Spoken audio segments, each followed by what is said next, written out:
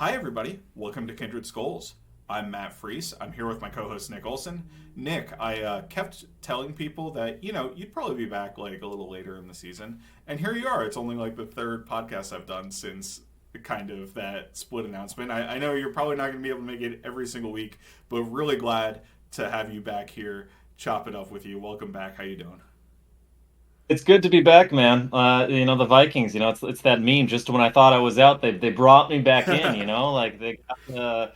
I was ready to kind of be like, this will be an interesting rebuild year. We're projected to be last in the NFC North.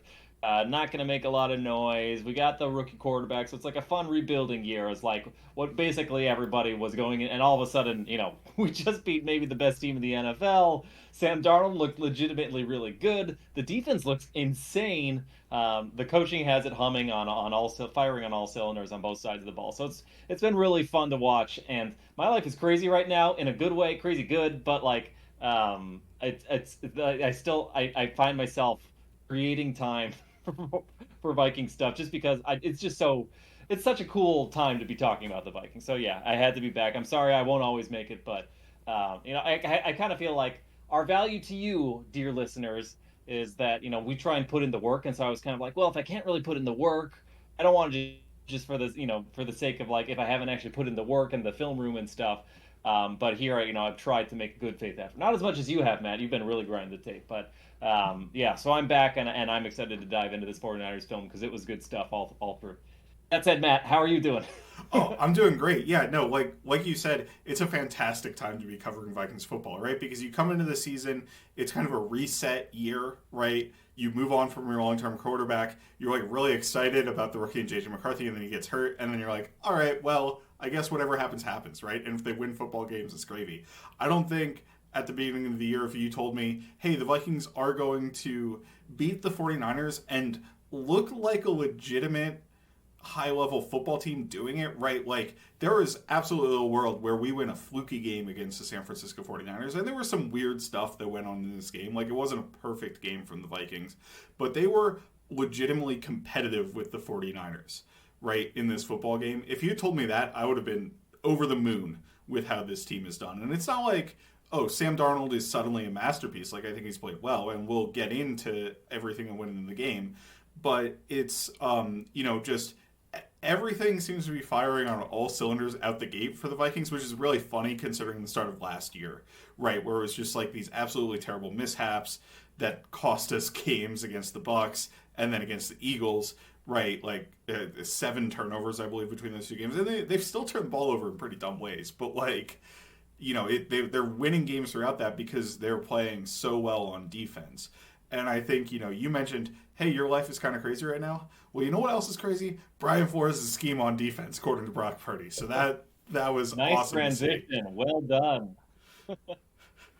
Yeah. So let's transition it into the game against the 49ers, right? As I said, Brock Purdy had that quote, pretty awesome.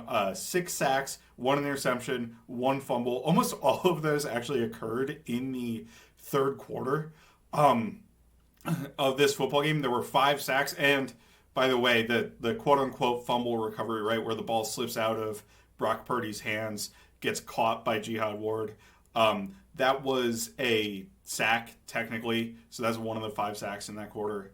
Not really a sack in my opinion, right? Like it's just kind of a fluky play. It really should go down as an interception if you were asking me, but I don't really care. Um, so still an absolutely stunning quarter, right? Like nothing at all went right for the 49ers. They completed 2 passes in 9 dropbacks. There was another Purdy scramble that got 11 yards, but it was kind of interesting because I've been charting the coverages through 2 weeks for the Vikings, right? And in the 49ers game, up until that point, they had run 0 quarters or cover 6 reps, like quarter, quarter, half, or half quarter, quarter. If you remember, they had Donatello years. It was all about cover 6, cover 8, the half quarter, quarter, quarter, quarter, half stuff, right? And it was nonsense. It didn't work that year. This game, it worked brilliantly against the 49ers as a changeup coming out of halftime, right? So they don't run it at all in the first half. They run it a bunch in the second half. And I think that really had Purdy's head spinning a little bit when they entered the second half, right? The Vikings run a huge variety of coverages already. They run things from all sorts of funky formations, right? You've got guys sprinting back from the line of scrimmage to the deep middle on plays. You've got, Josh Metellus as the pull runner in those situations. You've got all sorts of weird transitions in the coverage.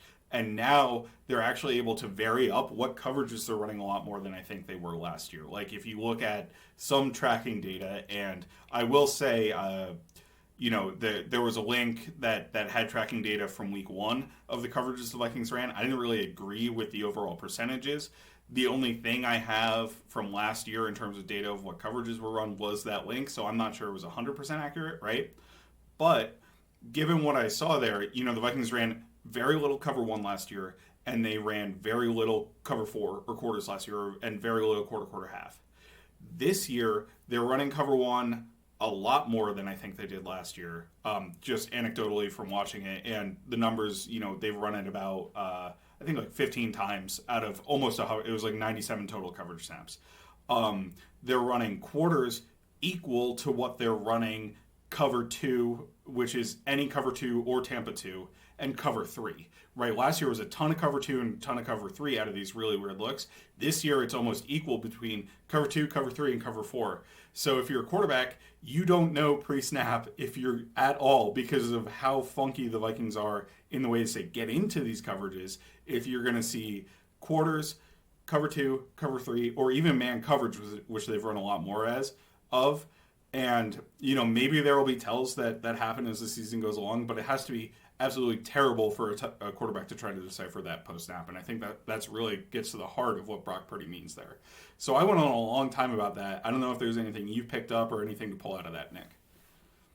Yeah, I thought it was actually really interesting, and having your actual charting data was illuminating because after the Giants game, I was really interested to see what Flores did with the scheme coming out of last year because that was kind of a Mickey Mouse defense schematically. Like it was obviously, I think he, made the proverbial Iron Man suit out of a box of scraps last year, but Mm-hmm. this year he's got the dudes. And so I wanted to see like, is he going to continue running this funky college zone blitz defense? And we've seen a lot less blitzing, but we've seen it almost reminded me a little bit of like a Zimmer defense back in the day, where like there's just so many different things he can do from similar looks. He can run Tampa 2 from a cover 1 or a cover 0 look. You've got Harrison Smith and Josh Metellus lining up to blitz and then dropping back. Metellus as the pull runner, or Harrison Smith as like he'll line up at the snap and he'll drop back at the snap as one of the cover 2 safeties. So you do a lot of really interesting things, really interesting disguises. But you're kind of able to. It wasn't what I was expected because I was thinking either he would build off of that college zone blitz defense, or he would go back to his Patriots man heavy stuff, especially after you go out and you sign these cornerbacks to run a more man heavy scheme. And he's using the man heavy stuff on, especially on third downs when it makes the most sense, where you really need to. You're less worried about an explosives that the zones help with, and you're more worried about just stopping completions, which man coverage does help with on third and fourth down. But like in the meantime, he's like a pitcher now that has a 4 or 5 solid pitch mix. So that being able to use that, I don't want to say complexity because it's not necessarily complex, but he's able to throw a lot of more various disguises at quarterbacks, and you saw how it frustrated Brock Purdy in this game. So really good stuff up front. It kind of matches. They're not having to blitz as much. That helps on the back end. They're getting home. They're running more stunts than I Yeah. was expecting them to. We'll get into all that good stuff, but yeah, it's been really interesting to see how Flores has evolved his scheme because it's not Patriot stuff, it's not last year's stuff, it's something new and different and cool, and I think that's really interesting. Yeah, and I mean, like, he hasn't invented a new way to cover receivers, right? I think the key is he's invented new ways to get into the looks that we're getting to. And I think the other key for the Vikings is all of the free agent additions, right? You talked about the ability to run more man coverage. They are running more man coverage because they have the ability to do that with Shaq Griffin and Stephon Gilmore. They don't need to run pure man coverage with those guys. And, I still have a little bit of questions about, like, Stephon Gilmore's ability to hold up against pure speed, right, as a man coverage type of player, or something like that, or Shaq Griffin's consistency on a down-to-down basis.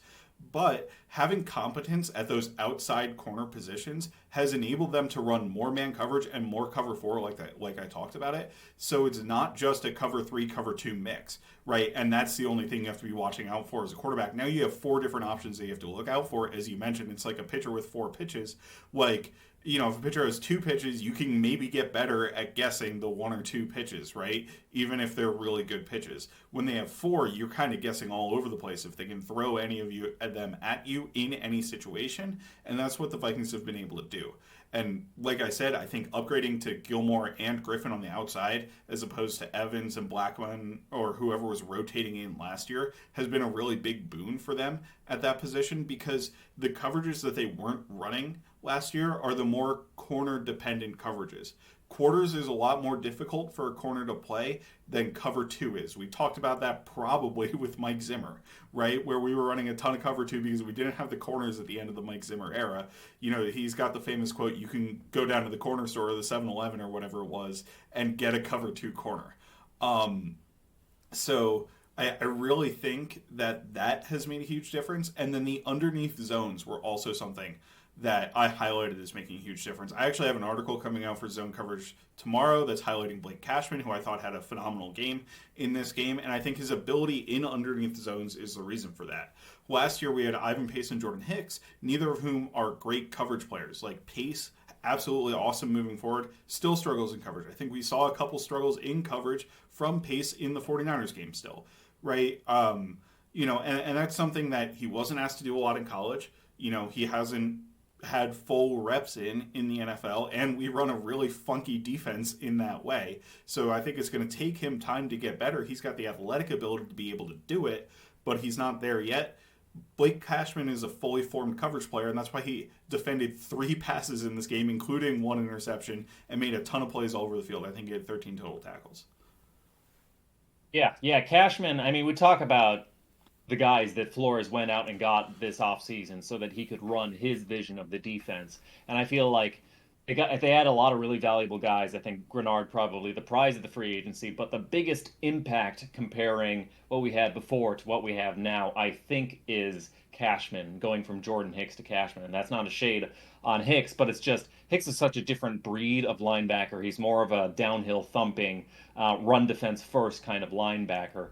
Not that he's like huge or anything, but like that was his calling card. That was what he was good at, and he was a little bit stiffer. He came out of the college as like a super athlete, but I don't think that was the version of him we saw last year. But like Cashman, man, does he have like that initial burst, that initial range, and he marries that with good coverage instincts. Like on that first 3 and out, the opener of the game, I took some time trying to figure out like, is this like cover one, and is he the rat player, or is Harrison Smith the rat player? And Yeah, because he I did put this that interesting as cover thing. one, and he was the rat. I think Harrison Smith has man on the running back, which is a wrinkle, I think, in cover one that the Vikings are running. They're putting safeties who are deep, like 10, 15 yards deep, in man coverage on backs, and then just trusting that those backs won't get out in time and kind of cause damage in those situations. The other wrinkle that they have is they're either doing that or they're blitzing the back and keeping them in as a green dog. As opposed to like green dogging where you're waiting to see what the back does, they're actually actively blitzing him, I should say. So that's interesting. But yeah, he is the rat. And the cool thing about that is it's 3-by-1, right? So you've got 3 receivers in a bunch to that side. The 2 inside receivers are running a curl, right? But Cashman, as a rat, typically you'd be under the number 3 receiver, and that's why Brock Purdy's confident in throwing that ball, because he's got a one-on-one matchup, he thinks, with Deebo Samuel. But Blake Cashman is fast enough to get underneath that throw, right? And that was what was phenomenal about that, is he not only shields underneath the number 3, but also has the speed to get around and get under and deflect the pass to the number 2. It's a crazy play. Yeah, and Purdy, I think, placed that outside too. So that's like a Yeah. very that's not something you would think. Like, I think of the rat like he's a hold player, sits in the middle, and he protects against mesh. But this was a little bit of almost like a Harrison Smith type. I'm just going to read the quarterback and follow his eyes. And so having those instincts, we saw what a difference. It produced the Josh Metellus interception later in the game, getting his hands on a lot of things, forcing Brock Purdy off throwing lanes. And when you have a linebacker out there who can muck up throwing lanes in the middle of the field, transforms your defense in a lot of different ways. Jordan Hicks, God bless him, couldn't really do that as well.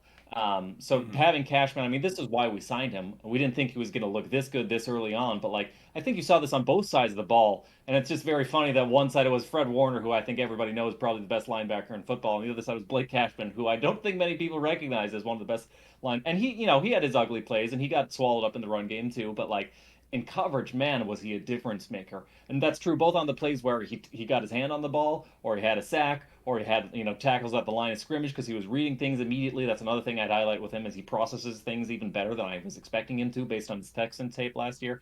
But also like his ability to just sort of force quarterbacks to their next read because he's in the passing lane and he takes things away. So it was a really it was cool to see that. It was cool to see something that you saw last year and understand why. Okay, this is why Flores is bringing him in, and then to see it immediately in the first couple games.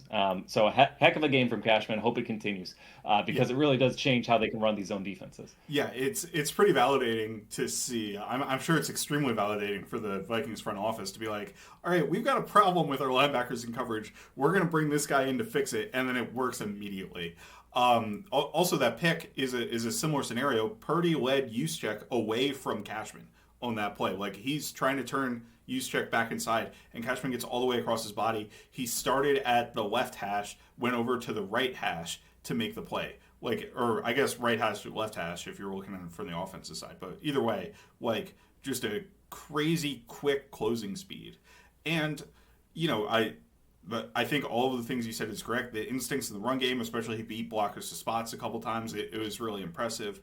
He does get caught up on blocks sometimes still, I think, in the run game. So, like, if you can get hands on him, you're going to be able to win that way. But outside of that, like, I really don't have many negatives to this guy's game. I'm not going to fault Cashman too much for losing. Sorry, not to interrupt, but I'm not going to fault Cashman too much for losing a one-on-one with Trent Williams. Like I can live with that. Yeah. At the end of the day, it's a trade-off you're 100% willing to take, right? So I think the rest of the defensive line is notable, right? And I talked about this a little bit last week, where the Vikings in their 4-down passing situation fronts we're putting all edge rushers in the game across the board. Like, and they'll sub out Turner for somebody else sometimes, but like, typically it's Van Ginkel, Greenard, Jihad Ward, and either Turner or like Pat Jones, right? 4 edge rushers all on the line of scrimmage, and they're just sending 4 the whole time. Ward had a great game with stunts against the Giants. This time it was the Pat Jones game, I guess. I think his plays are a little bit DJ Wanham-ish, I would say, in terms of he's gotten 2 basically free unblocked sacks. But, I think he's taken his game to another level. Like, the level of physicality that he played with, his ability to push Trent back into the pocket. I think Trent eventually anchored on both of the plays. Even the sack where Purdy got pushed into Jones rather than kind of Jones perfectly making the play on his own. But, like, you're still compressing the pocket against Trent Williams, making Purdy have tight spaces to throw from. So I think it was a pretty successful day for him as well. Yeah, I mean, look, he's not as good as the sack total suggests, but he's a productive, useful backup rotational pass rusher, and he knows how to win as a pass rusher. The comparisons to Wanhams are probably a little on point because I don't think he's like there's sack production here beyond what he's winning. I actually thought like Greenard was getting very consistent immediate pressure. So that's kind of like he's had a couple really good games against some really good tackles. So I think the sacks are going to come for him. If folks are wondering like, why is this guy that we spent all this money for not getting home? I think he will. He's the pass rusher that's winning consistently one-on-one. Like none of the other guys are winning like he is. He wins fast, like it's just blur around the edge, and he has a lot of different ways he can win outside. He counters inside. Really good use of his hands immediately. Turns upfield nicely. So, Greenard is a really good player, but Pat Jones and the way they run their games up front, it's just sort of like I think you're going to see a lot of random. You're probably going to have a Jerry Tillery multi-sack game or something like that, where like they're running these loopers. I mean, Harrison Phillips will get pressures because he's like getting a one-on-one with the center and bull rushing him while somebody else is looping around, and they're going to get pressure that way, and it works. Like in a one-on-one pass rush situation, I think Greenard is probably the most impressive right now. Dallas Turner shows flashes, but he looks like a rookie to me right now.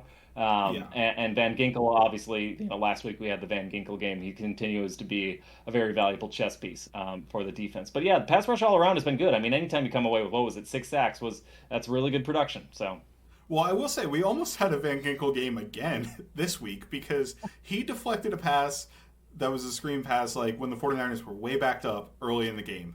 Just deflected it. He obviously deflected the Debo pass on the 49ers like last offensive play, right before they kicked the field goal and it led to a huge loss.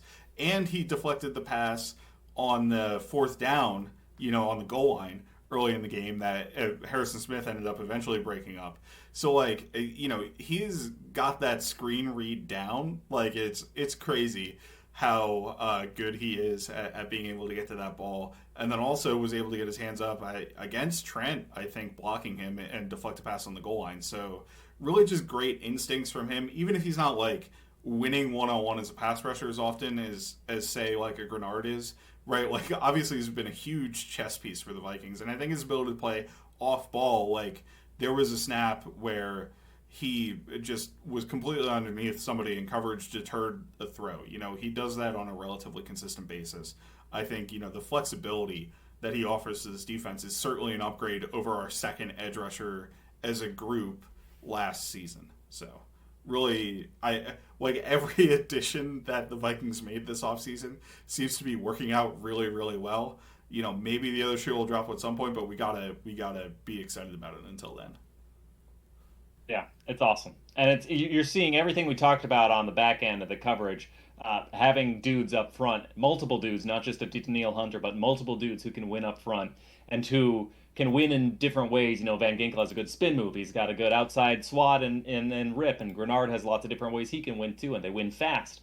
And they come at you, and these guys, the interior tackles, you don't think of the interior defensive linemen as pass rushers, any of them, but like they've been getting home either through stunts or by the D line coach like relying on their power and getting them one on ones with like maybe an undersized center and or a guard who's not able to anchor as well and driving them back into the pocket. So being able to do that with 4 dudes or 5 dudes rather than 6 7 dudes that we're seeing a lot of last year really unlocks a lot of things for the whole overall scheme. So it's nice to see it all come together, including against some very good offensive lines, some very good offenses. Well, at least one of them. I don't know if Giants is another story. Yeah, We already yeah. did the Giants. No, very good individual offensive linemen in the case of the Giants with only Andrew Thomas. Everybody else on the team is very bad. Um, it's like Andrew Thomas, Malik Neighbors, and Dexter Lawrence, and that's literally the entire Giants roster. Um, but no, I think we've talked a lot about the pass game, right? The varied coverages have done so much to help out the Vikings. The pass rushers are doing their jobs. Like it's been phenomenal as a pass rush unit, I think, in general through 2 games. But we haven't talked all that much about the run defense yet. Run defense was kind of up and down, a little boom or bust in this game for me. And I think that's a reasonable thing for your run defense to be against the San Francisco 49ers. I mean, what are the 49ers if not renowned for how they're able to run the football, right? Like, and it's been consistent with Kyle, no matter who the running back is. Obviously, Christian McCaffrey was out this game, but Jordan Mason has had a phenomenal 2 games in his absence, right? I think, because we got to see him on national television, right? I think most people probably saw the 49ers Jets game where Mason ran all over them. Mason was on his way to running all over the Vikings. Like, if the game script were a little different, that's probably what we're talking about, is just how the Vikings, the 49ers were able to run Mason down the Vikings' throat. But I do think there were some positive things for the run defense and things that I thought the 49ers were able to exploit, right? So I'll talk about the exploitation first. One of the things I noticed consistently was the 49ers were running zone away from situations where the Vikings had 2 defenders on the backside. So like they were typically blitzing a linebacker, like if it was Ivan Pace or Blake Cashman, or maybe had somebody walk down on the line of scrimmage, and the 49ers could either not block both of those guys or just kind of kick out block one of those guys, end up with 2 guys on the backside of the play, and then Mason had a lot of space on the front side of the play. The one run where I think it was Van Ginkel made a touchdown saving tackle was exactly this, where it's just like you don't have the bodies on the front side of the play to be able to consume all of the blockers to get somebody a free run at the ball carrier, which makes the cutback lanes really, really easy for Mason, in my opinion. So I thought the 49ers did a good job of either diagnosing when those looks were going to come from the Vikings. I don't know, maybe there was some sort of tell and getting into the play that was able to exploit them, or they, just kind of got lucky, right? And the Vikings were trying to do something or had a tell on the 49ers where they were wrong. So, that'll be interesting to see moving forward. But I still think, you know, outside of that, the Vikings made a number of negative plays. And that came all across the board. The linebackers, like we talked about, Cashman made a couple of reads where he just beat the blocker to the spot, right? And that killed the play. There were a couple other things. So I don't know if you have any thoughts on the run game overall for the 49ers. Yeah, I thought it was productive, but I think also you expect a Kyle Shanahan coached rushing game to be productive. And I'll say, if you told me going into the game that the Vikings were going to predominantly major in cover two, cover four, middle field open type coverages where you're playing and maybe a little bit outmatched or at least even in the box count in the run game, and that the 49ers would come away with a 4.1 yards per carry. I mean, Mason got 5, so some of that is juiced by Brock Purdy sacks slash scrambles, but some of it is like, they stuffed a Guerrero run. So that Debo play at the end of the game counted as a -9 yard run. So that's actually a decent amount of the negative yardage there. But yeah.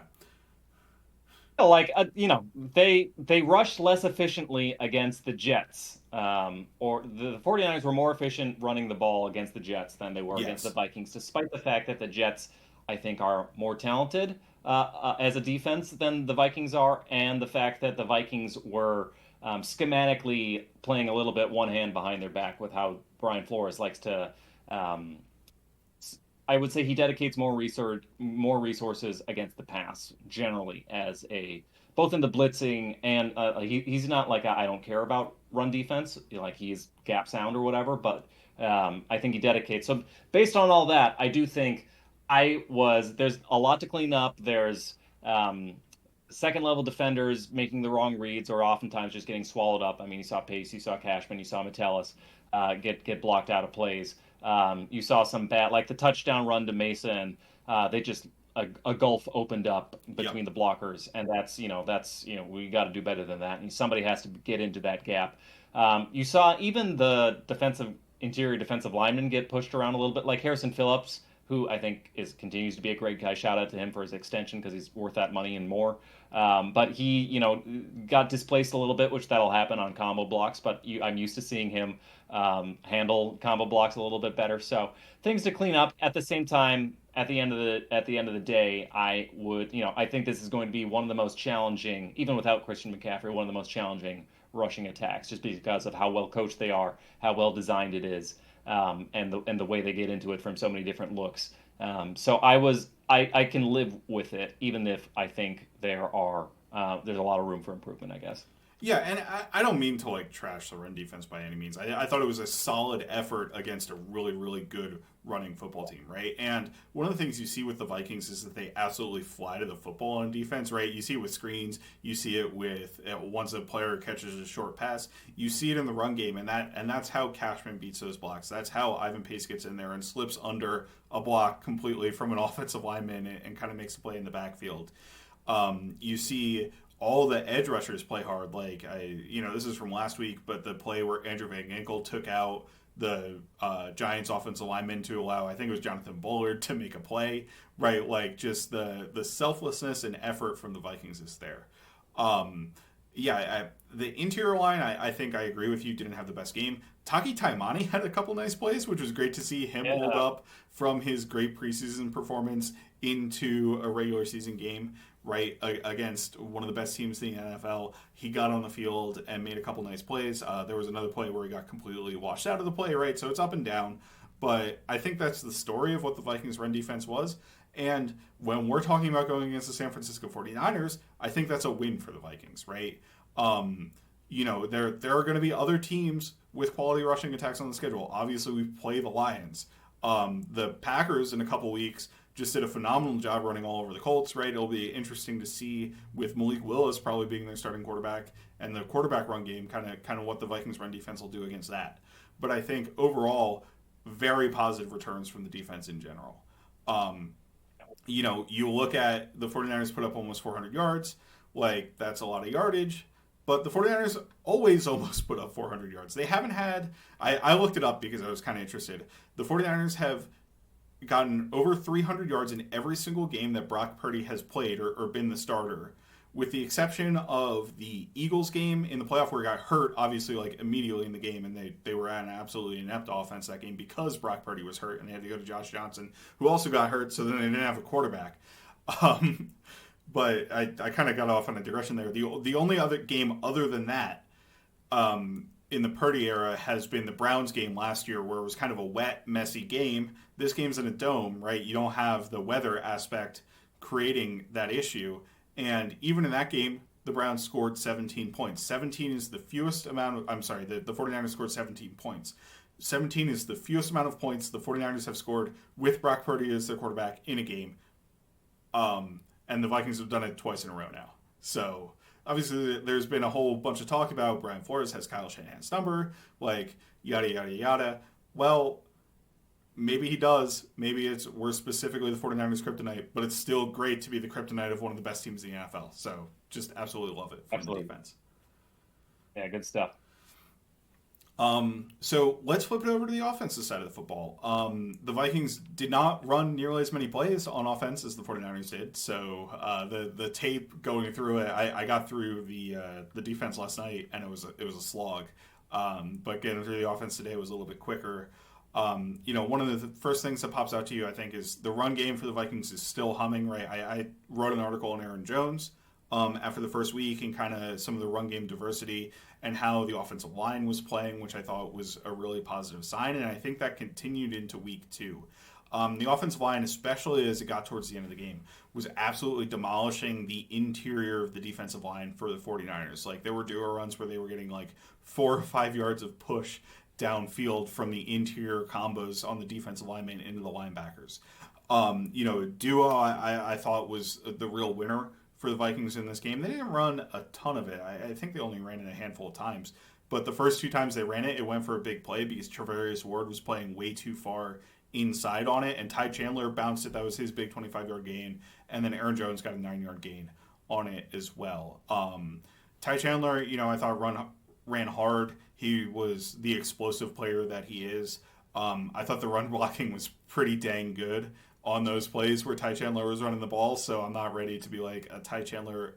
I mean, if you've listened to this podcast for a long time, I'm never going to be a let's play Ty Chandler over Aaron Jones kind of guy, but it was good to see from him. Aaron Jones didn't quite have the production that Chandler did, but I didn't really have anything wrong with his game, and a lot of the lack of production was kind of at the end. The Vikings, it was kind of weird. They didn't have many long play drives because they got the ball in the red zone a couple of times. They had the 99 or 98-yard drive, technically, I guess, that was actually only 2 plays, right? Because one of them was a 97-yard touchdown pass. They had a couple plays with the fumbles and interceptions, a couple drives with the fumbles and interceptions that kind of ended prematurely. So not a lot of long, sustained drives for the Vikings in this game. So I don't think there was really a lot of running the football because of that, at least early on, right? When they were trying to kill the clock, they ran it a little bit more in the fourth quarter. But overall, I was very happy with the run game, and in particular with the interior blocking, right? That's combos, whether it's Darisaw and Brandell, or Brandell and Bradbury, or Bradbury and Ingram, or Ingram and O'Neal. Comboing up to the second level of linebackers was getting consistent push against the 49ers all game, and I wanted to shout out the offensive line for that. Yeah, not used to seeing that level of vertical displacement from the Vikings offensive linemen. I mean, we've had these tiny little athletic zone guys for so long, and they're still a zone team. Like they haven't gotten away from that identity, but seeing them execute duo runs really well, just the upfront duo combo blocks, the ace blocks, and everything. Blake Brandell, kind of a little bit of a revelation for him, in the run game. Like last time we saw him, he looked like this is like a pretty competent tackle. But now as a guard, wow, this guy flashes. I mean, he's not perfect. He got walked back in the pass protection a few times, but he is.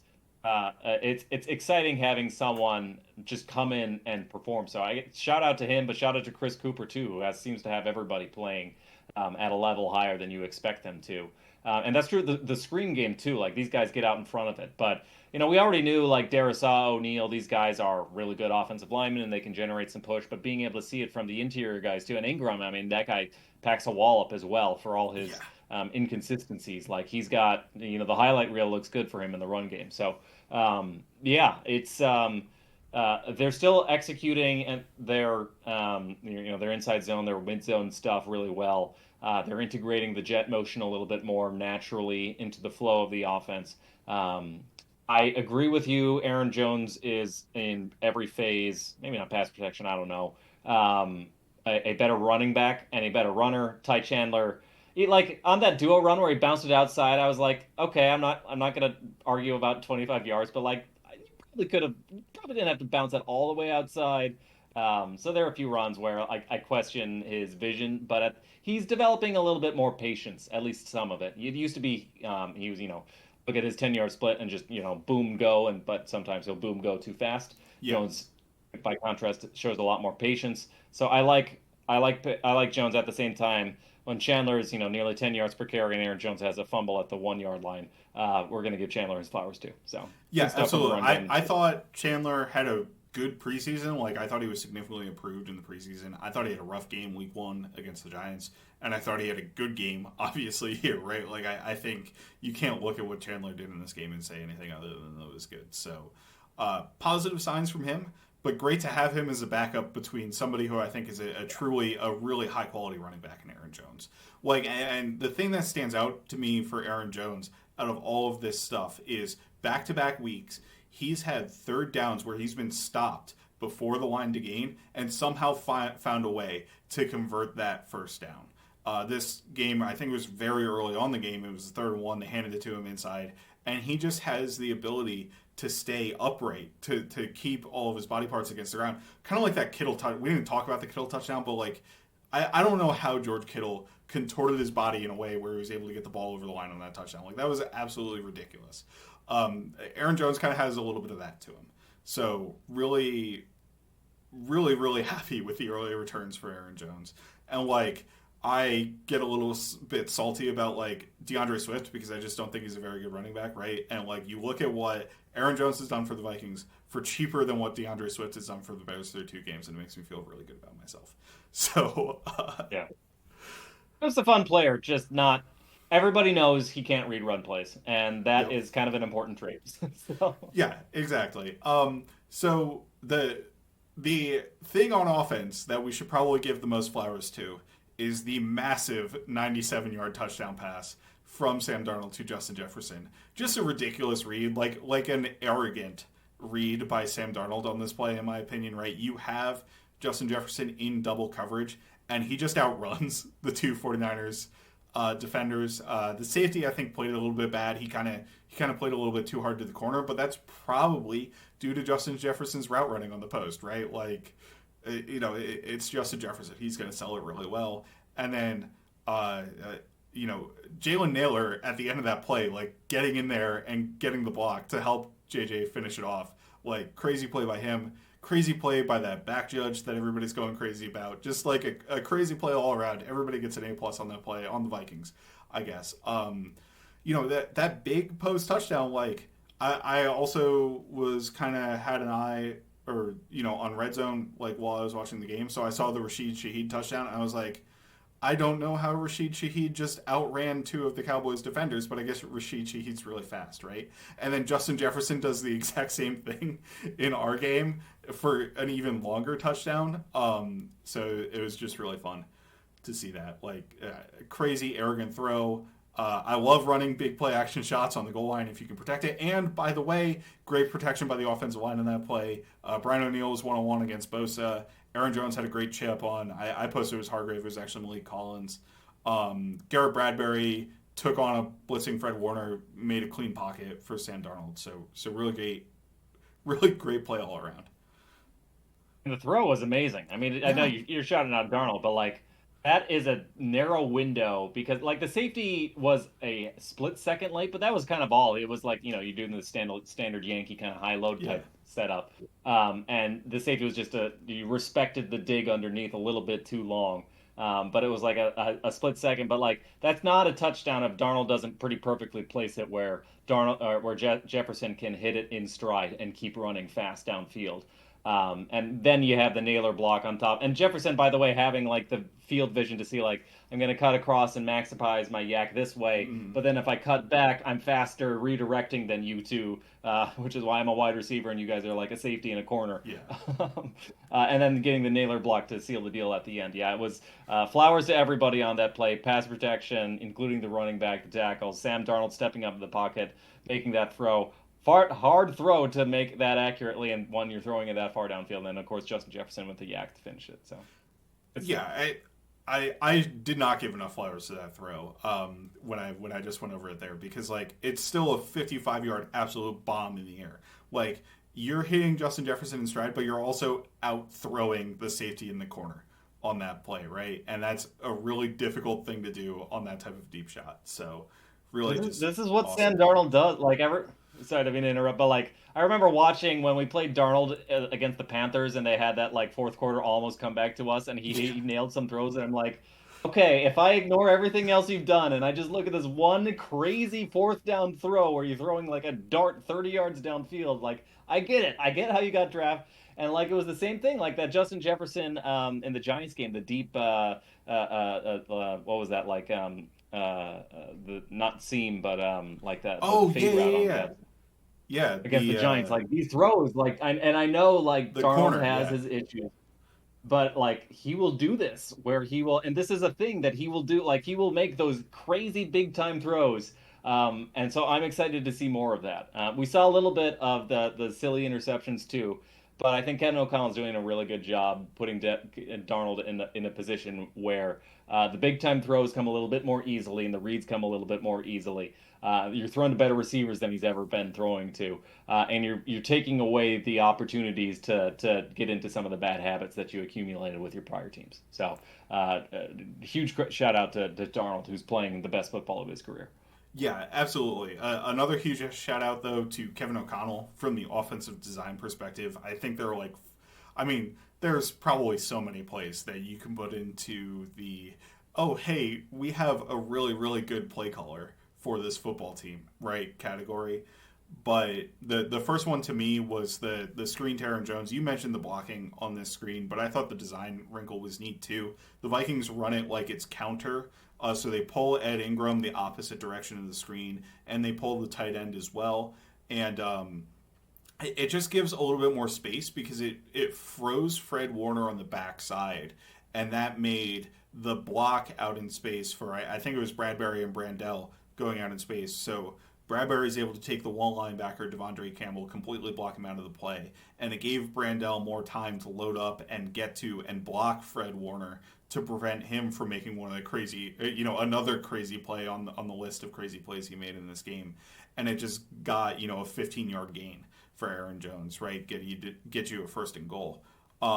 That one was fun. Another really fun one was a leak play to Trent Sherfield where Sherfield got wide open. The reason he got wide open in that play is the play fake has him motion across the screen and then run in between the tackle and the guard. This is like an old Cooper Kupp play from the Rams, and he's out in the flat. So it's not like we call leak, right? The one where you get like a Kyle Juszczyk. The Kyle Juszczyk is wide open down the field play, right? That the 49ers always run. That's a traditional play where the actual play call is leak. But this is just a leak out of the backfield to get Trent Sherfield wide open. I thought it was a really cool design wrinkle. Third design wrinkle was the nailer touchdown. I think this is honestly a relatively popular play action. Like the Vikings didn't just invent this, but they motion Nailor in to be the insert player in duo, which means he's between the tackle and the tight end. On duo runs, this is something that's very common for offenses to do. And then they ran him directly at Charvarius Ward, who had a rough game against duo in particular, and this play action kind of added to that. But they run him directly at Charvarius Ward. He bites all the way like it's duo.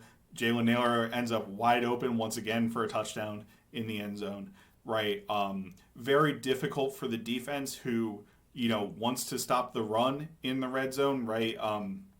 They don't want to allow a 5-6 yard run to get you within 4 yards, right? It's a lot harder to pass from 10 yards out than it is from 4 yards out in the red zone area.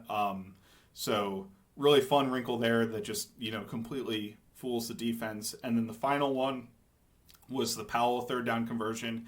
This is another theme I think from O'Connell is the way he plays with bunches on third down, right? So like he'll have a 3 receiver bunch and then he'll motion it into a stack where it's kind of like a line of them, right? All kind of in a diagonal line. In this case, he started out in the diagonal line, motioned into the bunch, and there was a little bit of confusion on the 49ers, in my opinion, between the two corners. Charvarius Ward, who was the point man, locked the point, so he was in man coverage all the way on Tristan Jackson. The other two looked like they both went with the route that came inside, so I don't know if they were supposed to box it, right, where one guy's assigned to take the outside corner, or if they were supposed to play man coverage. Either way, Charvarius Ward played so physical with Tristan Jackson that Tristan Jackson was able to basically just block him 10 yards up the field, right? And that's legal in that case because Charvarius Ward was the one who initiated contact. And then Brandon Powell was able to run an easy out route off of that to get a first down. It's just like all of the little cool pre-snap motions and design wrinkles that Kevin O'Connell is able to run create just confusion for the defense, first of all, and then give guys easier access to the plays that they need to make. So wanted to shout out him for those. Yeah, really good stuff, and we're lucky to have such good play callers and scheme guys on both sides of the ball. I think you can really tell what a well-coached team this is. And I feel like one of the highest compliments to an offensive scheme is when you start seeing other folks do it. Like I was watching the Falcons the other day, and that Drake London touchdown was like, if I feel like that was not that Kevin O'Connell invented this. Lots of other teams have been doing it, but the bunch where you motion the 3 to the 1 and then you run the quick from the motion guy. That's how Drake London got that touchdown. And I was like, that's a Kevin O'Connell move. Like right there, boom. You're seeing other teams pick it up. So, and he's just so good at like zeroing in on like put yourself in the eyes of Fred Warner and be like, okay, I'm gonna motion the sniffer inside. Like to me as a viewer, I was like, okay, we're running duo. Like because I've seen that 100 times and like 99 times out of 100, it's like just an obvious duo run play, and like that's just what you're setting up when you move the wide receiver inside to help with a combo block. And so like to be able to identify that and be like, yeah, we're gonna put ourselves into the minds of the defense and figure out like, oh, GY counter, I'm seeing the guys pulling. Okay, so now I'm going to flow with a counter motion or whatever, and then just exploiting those first steps. Like, what is the linebacker thinking in that first second after the snap, and exploiting that. They're really good at that stuff, and they're really good with the details. So No, awesome to have you break it down, but it's really good stuff from the coaching.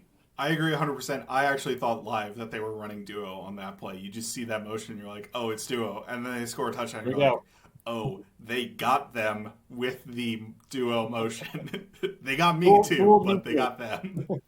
Yeah. So, yeah, Kevin O'Connell, great stuff. Sam Darnold, honestly, some really nice stuff. We'll get into a little bit of the miscues and things to clean up for the Vikings here in a little bit, but just to give him his flowers, right, you see the athleticism on, like, the first drive of the game, the first third down of the game, I think, right? Darisaw wasn't really able to handle a stunt all that great from Hargrave. It got Hargrave into Darnold's lap a little bit. He spins out of it. He's got wide open space. He gets like 17 yards when he needs 3. You see some of the athleticism. You see him in the 2-minute drill have the wherewithal to see it's man coverage down the field. See he's got a wide open running lane, but then also the ability to get down and give the Vikings the opportunity to call the timeout and kick the field goal. Like, really good combination of skills there. And then, the seam ball to Jalen Nailor on that final drive, right? We already talked about one of the designs. The third down play I thought was just a good route by Brandon Powell to be able to get open and good trust from Darnold to put the ball on him. But that second one is just a ridiculously confident throw from Sam Darnold, right? It's one where when you see the coverage player turn around with Nailor, you can hit it, but it takes a lot to be able to actually unleash that throw with the coverage around him. It's a great adjustment from Nailor. The way the ball is placed, nobody else has the ability to play the ball on that. And underrated aspect of that play, in my opinion, is Blake Brandel did get walked back into Sam Darnold's lap, so he's throwing without the ability to follow through and still makes an absolute rope of a throw. So really awesome combination of things there. It bears repeating. I mean, we're not the first to say this, but worth saying again, like Christian Jackson, Brandon Powell, these guys, Jalen Naylor, these guys were not intended to be, Oh the yeah. guys that would By be the out way, there. Jordan Addison, Justin Jefferson, and T.J. Hawkinson are out of the game at that point. So Yeah, so Sam Darnold with the second team. I mean, shoot, Sam Darnold's like second team too in a little bit too. Like our whole second team is going down, marching the 49ers down the field on a 7-minute drive, and Darnold commanding that. Some third downs, like you'd like to see them get the first downs on the first downs, but to be able to take out 7 minutes of the game and drive down and score to put the game away as a two-score game with less than 2 minutes left or whatever it ended up being, that is extremely good football, and it is extremely satisfying to watch and to see Darnold do it not throwing to Jefferson, Addison, and Hawkinson, where we can be like, oh yeah, but the support cast, but throwing to Christian Jackson, Brandon Powell, and Jalen Naylor with the pass protection, creating some pressure for him too along the way. You have to really tip your cap to Darnold and what he was able to do there. So that's really encouraging and exciting to see for him. yeah. And on third and long too, right? Like it's not like it's a first down throw where hey, you find a little bit of advantage. They're expecting run, like whatever. It's third and long. You need to convert to keep the drive going to run the clock out on the 49ers, which they were eventually able to do, right? The 49ers drive takes too long. Onside kick, the Vikings recover. They're able to just kneel out the game. That's the perfect scenario that you want if you're not gonna go down and score a touchdown, right? Which they were not quite able to do, but that's okay. Um, you know, that being said, right, wasn't a perfect football game. Certainly, some things to clean up for the Vikings. We are seeing some early season turnovers and issues that I hope we can actually clean up this time. Right, like last year, I think it got cleaned up. Then we had the injuries. Then it just became a complete mess by the end of the season with the backup quarterbacks and all that stuff. Right. First thing that happened on the first drive, and it was really all drive killing stuff. I think some of this stuff was, right. You had the botched pitch play on to Aaron Jones, right. I think Johnny Munt just had the wrong play call. He went in motion. They actually got a penalty for illegal motion on that play because both he and Jefferson was in motion. I think it was on Munt. It looked like Munt was the one who was frustrated with himself after the play because I think he got it wrong. It made Sam Darnold have to try to throw the ball over Munt with just where Munt was, so he didn't throw it directly into him. And we were lucky, frankly, that Aaron Jones was able to recover it right for a 13-yard loss on that play. 2 plays later, the drive's over. So rough one on that. It's just something. Hey, you got to get the play call right. There was a play last week where the Vikings were running a screen. Everybody on the offense was running a screen except for Sam Darnold, who I don't think knew it was a screen. So maybe it's a communicating the offense or understanding exactly what the play call is from Darnold kind of situation, or being able to get it if you're checking into something else. Being able to make sure everybody's on the same page. Hopefully, that's something that gets better as time goes on, right?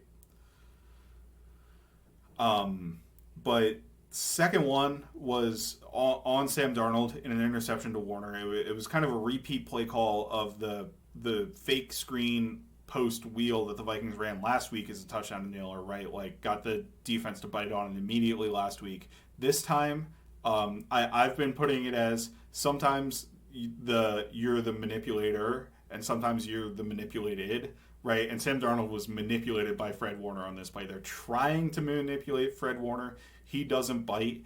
And there is a window for that post route to Trent Sherfield if Fred Warner is moved by a heavy shoulder fake by Sam Darnold to the screen route.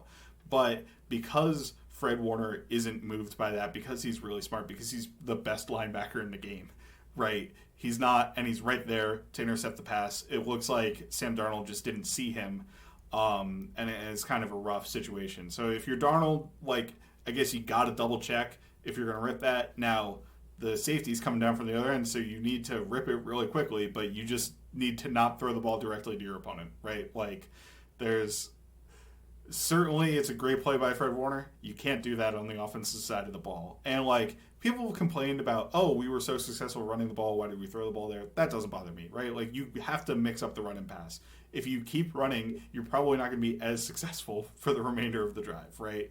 If they're keying on the run. So not really that big of a question for me. It's just hey, don't make a mistake like that. Yeah, and look, it's not like he threw it directly to Fred Warner and didn't see him. Like I think Fred Warner made a ridiculous play, Yeah. mucking up the passing window.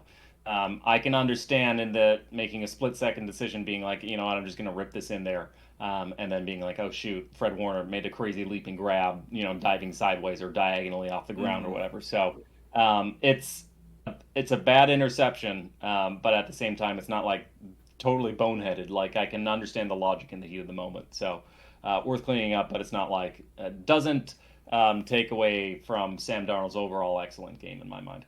No, absolutely. And one of the other things with Darnold, and I have this is like kind of a negative, but honestly it might be a positive, right? Because I think he's left a couple of more aggressive options on the table, which I'm almost fine with because I don't want him to get overly aggressive and start turning the ball over like the old Sam Darnold, right? Like if he's just throwing everything up, I think we might have some questions about where we are as an offense, right? The one that stuck out to me was on one of the third downs. It was the one where Fred Warner again deflected a pass to Aaron Jones, right? That was short of the sticks.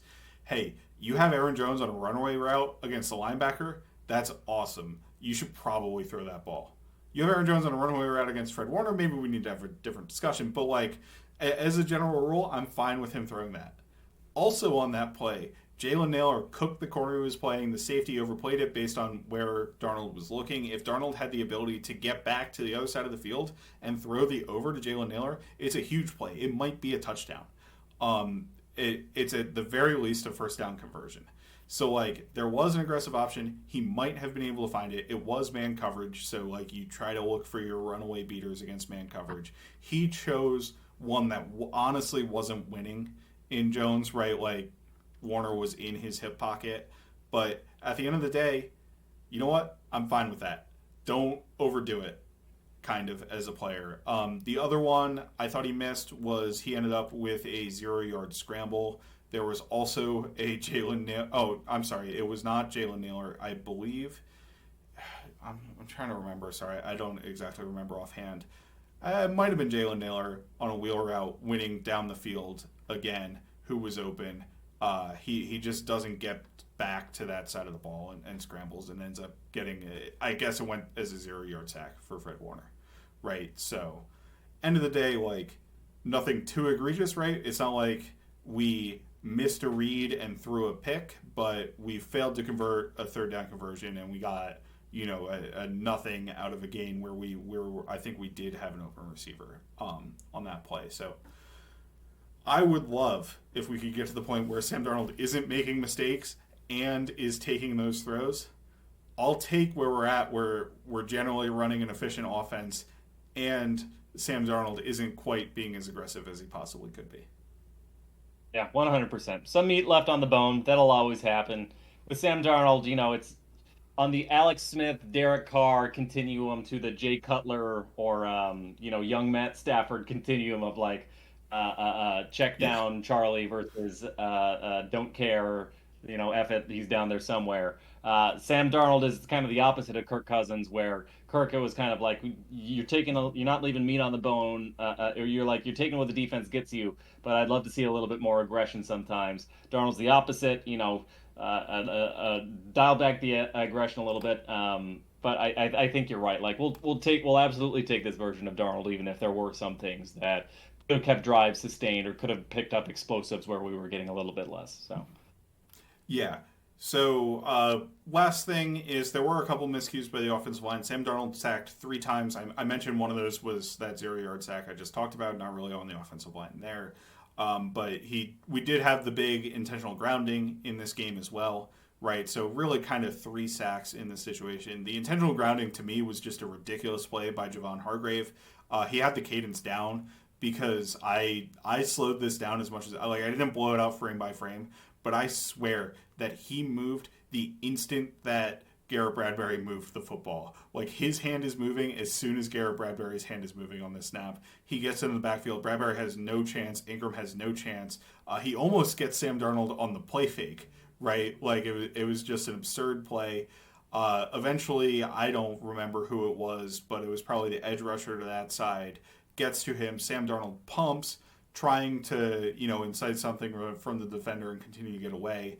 But he throws the ball as he's getting taken down after the pump. I think he probably should have just, like, if you're Sam there, I would just let the play die, throw the ball into the dirt at the target you're intending to throw it to, and just live to see another down or throw it out rather than trying to extend the play a little bit more there. You have a lead at that point, right? If you're down, maybe it's a little bit more of a question and you're trying to make a little bit more of a play, but you have a lead against a really good football team. Don't do something disastrous, and it was almost disastrous, right? The first sack for Bosa, who got 2 sacks in this game. One was absolutely him. The other one was a cleanup, basically, of another nice play. The first sack was against Darisaw. Sam Darnold dropped back. It was, I think it was a third down. And it was kind of third down and short, and the Vikings were running a deep passing concept. Maybe I'm mixing up plays, but I thought it was kind of a curious play call. But Darnold drops back to 10 yards, right? And we talked about this a ton, where drop back depth for the quarterback really matters. And it was a 5-step drop. You will see a 10-yard drop back, even from a Kirk Cousins in that scenario. But I think Kirk has always historically really only made it to 9 yards on those types of plays. And then also he's really good about hitching up in the pocket. And I think that's where we've seen some of the interior pressure in the past, was just Kirk was playing so close to that offensive line and helping out the tackles so much that it kind of made that difference. Sam sits back there at 10 yards. Darisaw gets beat around the edge. And I think Darisaw got beat pretty clean by Bosa on this play, so it wasn't really a great block in general. But sacks Sam Darnold. So, a little bit of a frustrating play. One of the best players in the game going up against our tackle, who's one of the best players in the game. Bosa wins this one. Not something that I'm like, this is goal. Obviously, I don't think it's something that's going to happen every week, right? You're not playing Nick Bosa every single week. But something to watch out for in terms of the pocket depth for Darisaw, because it's something we've talked about for a long time. The other one is maybe a bit more of a systemic issue with Ed Ingram, right, who just got flat out beat by Malik Collins on the play, and then Darnold gets flushed, and he gets a little turned around, I think, because this was definitely a third down and short, and I thought he had the ability to run for a first down, and there's a second where it looks like he's going to run for the first down, and then he turns to scramble to his right, where Nick Bosa is, looks Nick Bosa in the face and runs right into him, and I was like, dude, what are we doing on this play? But at the end of the day, he got a bit turned around, and it ended up turning into a sack. But it was really because Ed Ingram lost immediately on the play, right, and let up interior pressure. And anything beyond Sam Darnold escaping the initial sack was honestly a win for him. So, I happened a bunch last week against Dexter Lawrence for Ed Ingram, right? I'm not like Nick Bosa. I'm not going to penalize you too hard for losing to Dexter Lawrence, but it's probably an inconsistency from Ingram that we're just going to have to live with him as our right guard. At the end of the day, I don't think it's like a death knell for the Vikings offense that he has some of these struggles, but it's worthwhile to note that he does. Yeah. I mean, like the Giants with Dexter Lawrence, these are really good players. They're going to get theirs. I think if you went in and said the 49ers will get, 2 sacks plus a cleanup, probably live with that when you're going up against guys of that caliber. So hopefully we improve on it next week. And the other thing that some of these mistakes were real drive killers, and that's what makes them particularly tough. Things to clean up, but still, nonetheless, very dominant, exciting win over a very, very good team. I will say one of the positive things I thought is the Vikings were very clean picking up stunts. That's something that historically struggled with, particularly on the right side, and they were very clean at doing that in this game.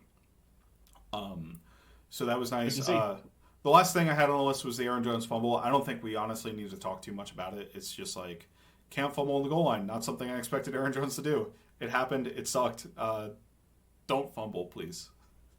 Hold on. Yeah, just another, Fred Warner making the perfect punch. Really incredible game by Fred Warner. So, you take care of the football, hold on to it tightly, even if you're trying to make that final cross against the. And to be clear, I think this was more a good Fred Warner play than a bad Aaron Jones ball security. It's not like he was loose with the carriage or whatever, but obviously extremely costly when you get turnover from the jaws of the 1 yard line, almost touchdown. Yeah. So that sucked, but it happens.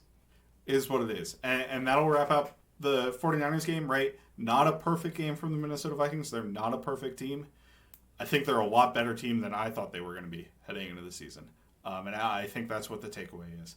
I don't, maybe if the Vikings play the 49ers on a neutral field, it's not a win, but they're going to be competitive once again, right? Or if they go to San Francisco and play the 49ers again, like maybe they don't win the game, but I think they have the capacity to be competitive against one of the best teams in the NFL. They beat one of the best teams in the NFL. I think this is a pretty good football team.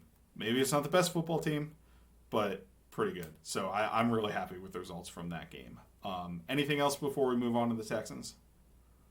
Oh, real encouraging stuff. I mean, yeah, I think we're all reevaluating just how good this team can be. Like we went from yeah, they're gonna finish last in the division to okay, they beat the Giants, but like the Giants are kind of a toilet basement Yeah. team, so I don't know what to make with that. To now going like toe to toe with the 49ers and not looking outclassed, and not only not looking outclassed, but like being in control the entire game and winning and never trailing at any point in the game, and just feeling like teams are evenly matched in a lot of ways. That's the encouraging part for me. So that's not to say the wheels can't fall off. I mean, they were saying like, oh, it's the first time the Vikings started 2-0 since 2016, and 2016, the wheels fell off then. But at the same time, the talent here feels a little bit more put together. So Yeah, good stuff. 2016, I just remember the first game of that season, Sean Hill started the quarterback. We got like 2 defensive touchdowns against the Titans, right? Like, I think there was a lot of unsustainability happening at the beginning of that season. And, there's been turnovers for the Vikings, right? I don't think those are particularly sustainable. But the Vikings have also turned the ball over, right? So I think there's, the way the Vikings have been winning is by moving the ball down the field on offense. So I'm pretty encouraged by that result. And I think the expectation, honestly, moving forward should be a playoff team. Like, for the rest of the season. You start 2-0, you should make the playoffs. You beat the 49ers, you really should make the playoffs. So, I was like, maybe there's a chance if everything clicks that they'll make the playoffs probably heading into the season. Now I'm really pretty firmly in they should make the playoffs in the NFC right now. So if we flip it over to another team that's 2-0, another team that had much higher expectations than the Vikings and looks really, really good through 2 weeks. We all got to see them. Their defense, I mean, just make the Bears look silly. Their offense, I saw somebody tweeted this I think it was actually on the Athletic Football Show. Derek Klassen said C.J. Stroud is now one of the quarterbacks where when he rolls out of the pocket or when he throws the ball down the field where you can't see what's happening down the field, you just expect that it's going to be a completion and a big play. And I think that's absolutely true. Like, even in that Bears game, the Bears have a really good defense. Like, to give them credit, I think they have a really good defense and particularly a very nice secondary. CJ Stroud was making plays or nearly making plays that were just absolutely ridiculous on a consistent level. He's a really phenomenal quarterback. I can't emphasize that enough. He, even though it's only his second year, like, obviously what we saw at the end of last year where the Texans really turned it on. They had a phenomenal first playoff game before ending up losing to the Ravens. I think that's legit, right? And we're getting a team that has not only CJ Stroud, but Nico Collins, who's turned into one of the best receivers in the NFL, Stephon Diggs, who's still a really good receiver, Tank Dell, who's explosive, right, and really fast as a player, and then they've put together a solid running game so far this season. So I'm really, it's going to be a great test for this Brian Flores defense, right? We went to a machine in the 49ers offense, and they got some yards on us, but ultimately I think Brian Flores' defense came out with a win. It's going to be a similar scenario here. Like, I have no doubt that the Texans are going to score points against the Minnesota Vikings. It's just, can the defense make enough plays in critical moments? Like, and this is what you need to do in the playoffs to win games in the playoffs. It's not you need to completely shut down your opponent who has Patrick Mahomes or Lamar Jackson or C.J. Stroud or Brock Purdy in the 49ers offense or Jalen Hurts. Like, it's you need to make critical plays in critical moments to be able to win the football game. So I'm really hopeful that we're able to see that again, right? And C.J. Stroud's ability to diagnose the defense, I think is maybe on another level from Brock Purdy's. Like, I think Brock Purdy's a really good football player. He's not as good as CJ Stroud is, right? So it'll be another interesting test for this Flores defense with all these varied coverages to see if we're able to kind of limit Stroud a little bit. Yeah, I mean, we're just coming off the 49ers game, but this is going to be one of the toughest matchups. This is one of the top to the bottom, in my opinion, one of the most talented rosters in football right now, and they're well coached too.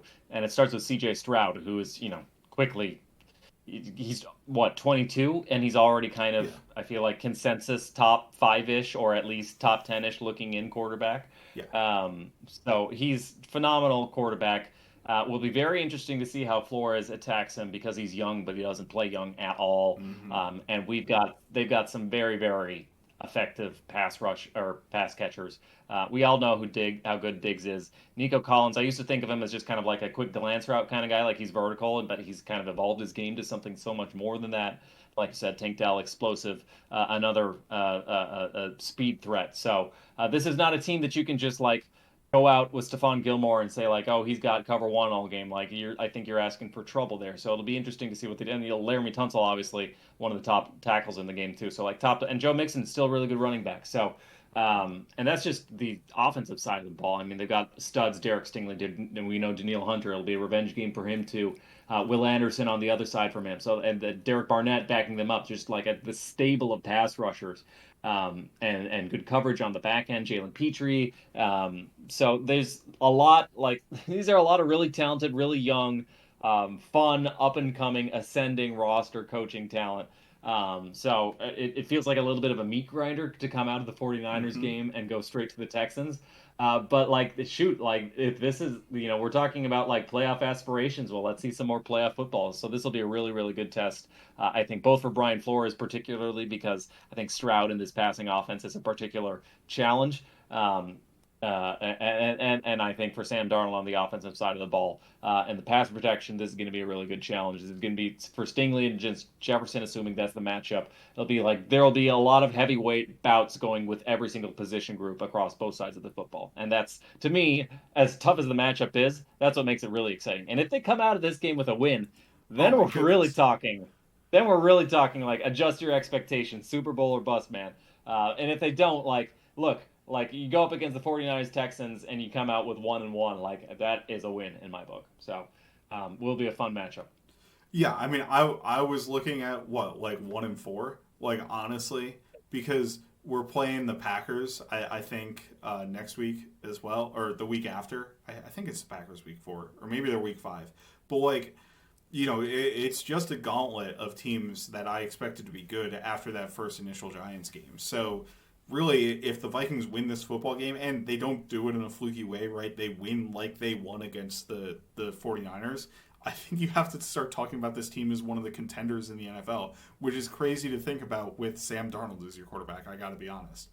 Um, but to kind of flip it, one of the things I'm interested in to see if we can shut down their running game. Right, they had a lot of success week 1 against the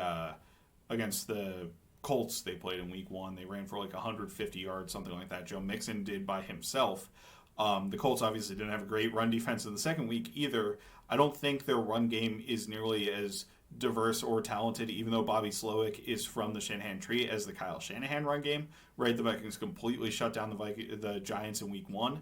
So I'm hopeful that the defensive line will kind of be able to take over in that aspect on early downs, and then force CJ Stroud to throw the football. Right, obviously CJ Stroud phenomenal to throw the football. You still need to solve that problem on the coverage end, but hopefully if you make them one dimensional, it makes the game a little bit easier on you. Um, there's so much intrigue in terms of players that have gone from team to team in this game.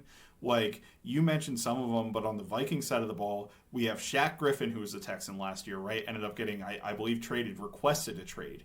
You have both Greenard and Cashman, right, who came over from the Texans. You have the trade, the quote unquote trade, the free agency, where Danielle Hunter goes to the Texans, Jonathan Greenard in turn comes to the Vikings, right? You have Cam Akers, who's now on the Texans as a running back, got some run in the second game. Cam Akers, who the Vikings decided not to medically clear. Like there were reports that we signed him, and then all of a sudden he wasn't signed, and he was on the Texans after his Achilles injury from last year, right? So it's just like there's so much in terms of intrigue from those players in this game. It'll be really interesting. Yeah. Yeah, a lot of storylines, a lot of heavyweight matchups. So it feels like a playoff football game. I know it's crazy to say like we're 3 games into the season, but like, yeah, this is a battle of the Clash of the Titans.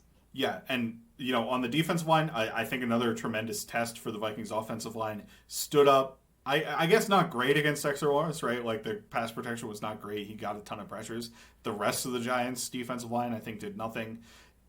Held relatively in check, in my opinion, the 49ers defensive line in this past game. Like Darnold was relatively clean on most of the plays. The Bears had an awful time trying to protect. I think everybody saw on Monday Night Football trying to protect Caleb Williams. Couldn't pick up a stunt to save their lives. Danielle Hunter absolutely roasting both Braxton Jones and Darnell Wright. I mean, there's nothing new there with Danielle Hunter roasting Braxton Jones or Darnell Wright. He did it for years with the Vikings. But, just a tremendous defensive line will be really interesting. I think they are a little bit edge rusher focused, which should play to the Vikings' benefit, right? Because you've got Darrison, you've got O'Neal, and the questions are more on the interior. The questions will come to me. Are the Vikings able to continue to pick up the stunts at the level that they did against the 49ers, where I thought they did a really good job, because this Texans defensive line is going to stunt a bunch. And then, in terms of attacking the secondary, Derek Stingley is a phenomenal player. It's another intrigue is it's an LSU versus LSU matchup. They played together on that 2019 championship team, right? Stingley and Justin Jefferson. Obviously, Stingley was a true freshman, played ridiculously. I think you and I both have a ton of respect for Stingley when we studied him coming out of that draft class. I think he was my favorite player, even above Sauce Gardner. And look, he's played really well. He had injury issues, I think, his first year, but he played really, really well in his second year last year. So I don't think a single player in the league can truly shut down Justin Jefferson one-on-one. So if they leave him out there on an island all game, I would just tell Sam Darnold to throw it. But maybe there's a chance of that. If they give him help, it's going to be the other weapons have to step up. I would doubt Jordan Addison. I don't know what you're reading on it, but I doubt Jordan Addison is going to play in this game. So it's going to need to be Jalen Nailor and kind of the other weapons from the offense. Yeah, I think that's right. Yeah, so it'll be a tough matchup. But, so was this last week, and the Vikings came out on top. So yeah, hopefully that continues. Yeah, and it was like, I kind of gave keys to the game. I think that's the key to the game is find an answer other than Justin Jefferson offense, maybe run the ball a little bit. And, it's so cliche to say make the Texans one-dimensional and make them pass the ball. But honestly, it's just hopefully Brian Flores' defense confuses C.J. Stroud to the point where they're not like a hyper-efficient passing offense, and then the Vikings have a shot to win the game.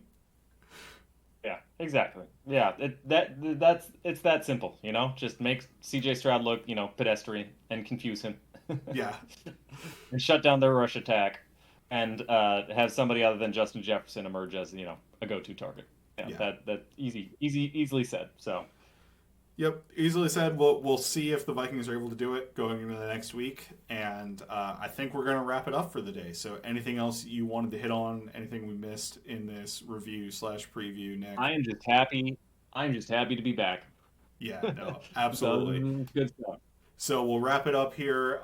You can find me, Matt Freese, at Fries Football. You can find him, Nick Olson, at Nick Olson NFL.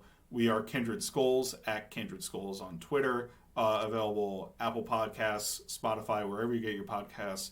Also on YouTube. And with that, Skull Vikings. Skull. Bye, we love you. Skull, baby. The first round corner wouldn't do us any harm. Oh, another first round corner wouldn't do us any harm. Oh, another first round corner wouldn't do us any harm. And we'll all cheer on behind. And we'll score.